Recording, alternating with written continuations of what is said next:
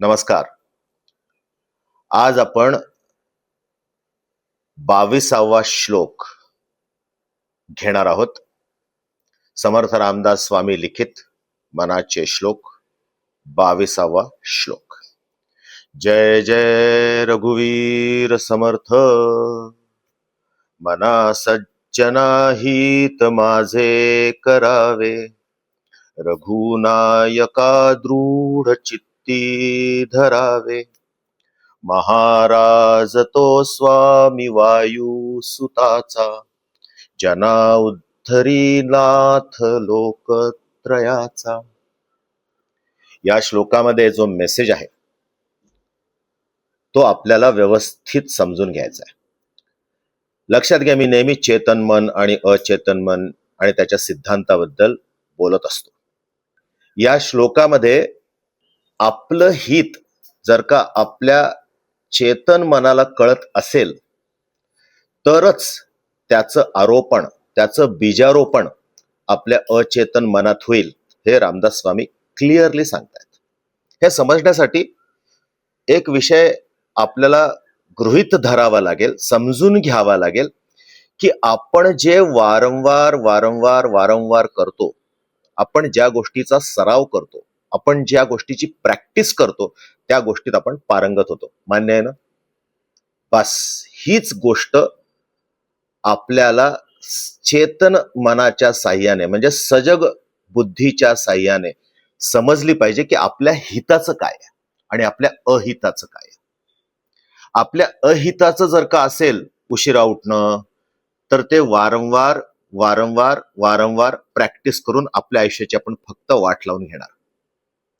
व्हेअरॅज आपल्या हिताचं जर का पहाटे लवकर उठून व्यवस्थित उपासना करणं, साधना करणं आणि व्यायाम करणं, थोडंसं फिरणं असेल तर ते मात्र वारंवार व्हायला पाहिजे. ज्याला स्वतःच हित कळत नाही त्याला इतरांचं हित कसं कळेल? त्यामुळे रामदास स्वामी इथं सांगतायत की मना, हे मना,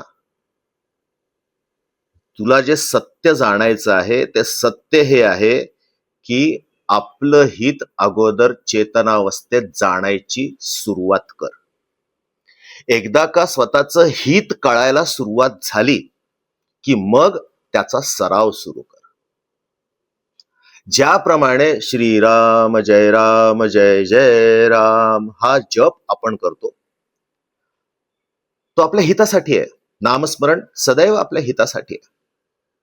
आणि ते वारंवार वारंवार वारंवार वारंवार वारंवार वैखरी येऊन मध्यमेकडे, मध्यमेकडून पश्चंतीकडे, पश्चंतीकडून परेकडे गेलं तर ते नामस्मरण फलित व्हायला वेळ लागत नाही.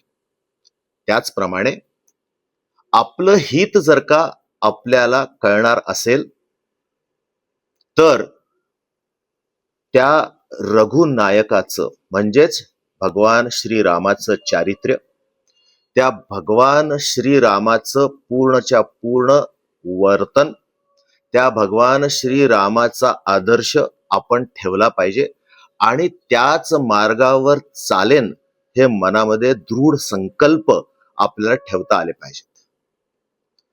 त्यामुळे रघुनायका दृढ चित्ती धरावे याचा अर्थ असा आहे की ज्या पावन पावलांनी रामानी आपल्यासाठी सगळे आदर्श घालून ठेवलेले आहेत ते चरित्र रामाचं वाचावं, रामाचे जे गुण आहेत ते आपल्यामध्ये अंगीकारायचा प्रयत्न करावा. कारण आपण कोण आहोत? आपण भक्त आहोत. आणि भक्त शिरोमणी कोण आहेत? श्रीमान हनुमान. म्हणून इथे लगेचच संदर्भ कशाचा येतोय, उदाहरण कशाचं येतंय? महाराज तो स्वामी वायू सुताचा. लगेच हनुमानजींचं उदाहरण दिलं जात आहे की हनुमानासारखं भक्त होणं प्रत्येकाच्या नशिबात असायला पाहिजे. त्याच्या ध्यानी मनी स्वप्नी फक्त श्रीराम होते. आणि कुठले ते श्रीराम? ते श्रीराम असे आहेत जे सर्वसाधारण मनुष्याचा उद्धार करण्यासाठी तत्पर आहेत. त्यांची कृपादृष्टी सदैव जो भक्त त्यांची आराधना करतो, प्रार्थना करतो, त्याच्यासाठी तत्पर असते. म्हणून या श्लोकामधनं मला जे 3 संदेश मिळाले ते म्हणजे आपल्याला आपलं हित कळणं भाग आहे, आपलं हित एकदा का चेतनावस्थेत कळालं की अचेतन मनाच्या पटलावर वारंवार सराव करून ते बिंबवता आलं पाहिजे आणि आपण हनुमानासारखे परमभक्त होण्यासाठी भक्तीची परिसीमा गाठू शकलो पाहिजे आणि त्यासाठी या जगामध्ये श्रीरामासारखा दुसरा आदर्श नाही. मला असं वाटतं की हा संदेश तुमच्यापर्यंत निश्चित पोचला असेल. जय जय रघुवीर समर्थ. पुन्हा एकदा श्लोक म्हणतो, नीट लक्ष द्या. मना सज्जना हित माझे करावे, रघुनायका दृढ चित्ती धरावे.